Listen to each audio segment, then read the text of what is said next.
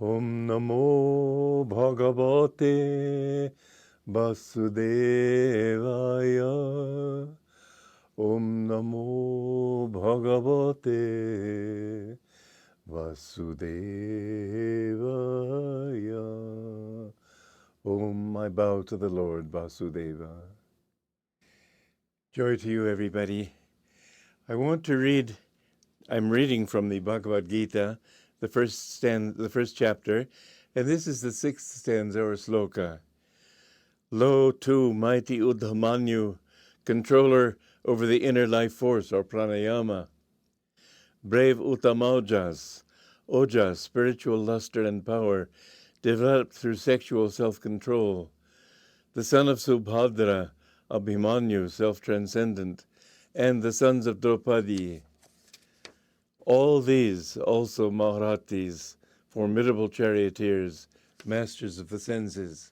I have inserted parenthetical remarks to explain what some of these names mean, because the point is that the first chapter of the Gita is not what one would expect it to be. Most people do think it is, just a list of various now unknown warriors and chieftains in the battle, the war of Kurukshetra, but rather each one of them stands for a psychological trait. And this first one, we discussed pranayama before. The Uddhamanyu signifies control over the inner life force, which is the real meaning of pranayama. Brave Uttamaojas, ojas, or spiritual luster and power, developed through sexual self-control.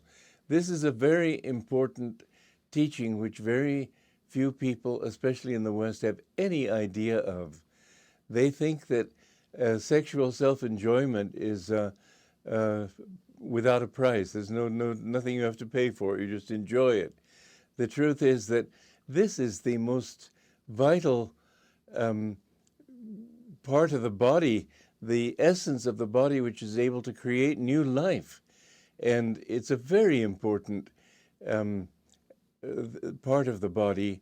And sexual emission, you lose, my guru used to say that a man loses about the equivalent of 1 quart of blood with every sexual emission. It's extremely important to learn the importance for oneself of self-control. Those who do not follow self-control, and most people don't even know that it's an ideal, you see them at the age of 40 already washed out. The master called them sex washouts. It's difficult for women also, although they don't lose the fluid, they lose a lot of energy. And people who indulge in sex randomly and excessively become very much old before their time. It's important for mental clarity. It's important for health of body and mind.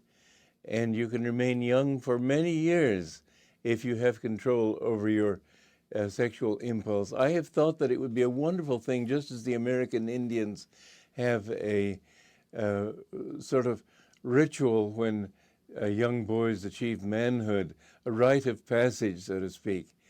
And so they speak, I should say. And that when young children reach puberty, they should be taught the importance of this life force, the importance for their own growth. Because they think of it as just fun, they waste their lives away. So in this ceremony, I would really suggest, it's something I've been wanting for years to recommend to our community, but we haven't gotten going with it yet, that we have a rite of passage for young children as they achieve adulthood, with some older people there to teach them the principles, have a ceremony that they will remember all their lives.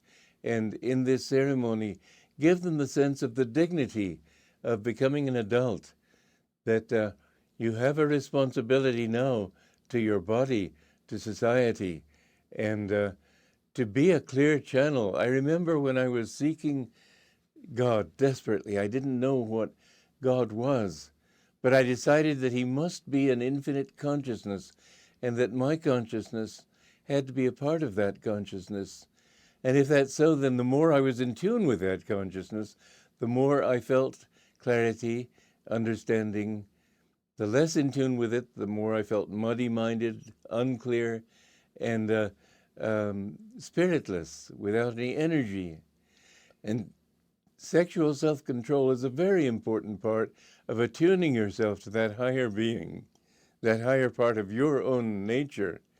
So remember this, please, that if we're going to change society, and my life is dedicated to changing society in an upward way, to making it more God-remembering, then we must teach these principles of self-control, primarily sexual, although, of course, self-control in all ways is very good. Not to drink too much, not to eat too much, not to laugh too much, not to do anything too much, because always when you do so, what it does is spill energy outward. But the greatest spill of all is through sex. Therefore, learn the importance of being centered in yourself. And in order to practice this quality, and for many of you who are listening to this program, it may be late in the game to be hearing this advice, but I'm going to give it anyway. Don't look at people of the opposite sex with any desire. Try to look away. Don't look into their eyes too deeply. Don't shake hands with them, and try not to touch them. These are important principles, and you may laugh at them, but the laughter is your price, not mine.